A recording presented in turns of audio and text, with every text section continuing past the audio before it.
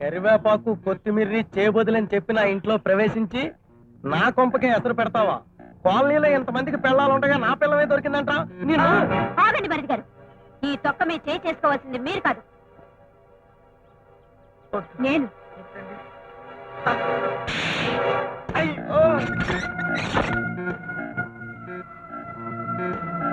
చెప్పు, ఎప్పటి నుంచి జరుగుతోంది ఈ తొక్కల వ్యవహారం? చెప్పా. ఏమండి, అలా కాల్ చేసుకోకండి, అసలే పాలించకండి. ఈ తొక్కలో ఏడుపులు నా దగ్గర అడవద్దు. ఎన్నెల్లి సాగుతుంది రంకు? చెప్పు. ఏమండి, అలా తన్నకండి, అసలే పచ్చి ఒళ్ళు ఉండైపోతుందండి. మీకు దండం పెడతానండి. అయితే చెప్పు మరి. చెప్తానండి, మొత్తం ఫ్లాష్ బ్యాక్ అంతా చెప్తాను. అది వర్షం కురిసిన రాత్రి.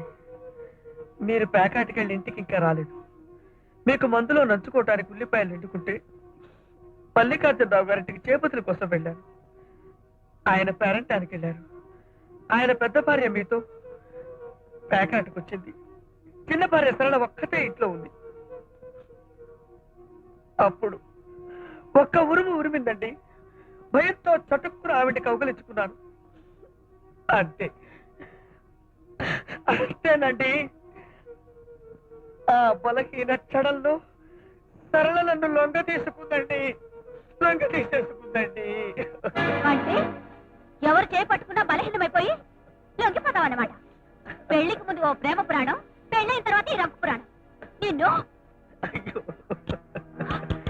ఏమండి, ఏమండి, నేను పాపిష్టవాడండి, మీకు ద్రోహం చేశానండి. అందుకు నన్ను కొట్టండి, చంపండి, కానీ తొక్కలో తాగుడు మాత్రం తాకండి. మీ ఆరోగ్యం చెడిపోతుందండి. మీకు దండం పెడతాను, మీ కాళ్ళు పట్టుకుంటానండి, మీ కాళ్ళు పట్టుకుంటానండి. అయ్యో, ఏమండి, నా మాట విని తాకండి. మీకేమన్నా అయితే నేను తట్టుకోలేనండి. దొంగ ప్రేమ నటించకురా, కాలు జారిన కల్తీ వెధవ.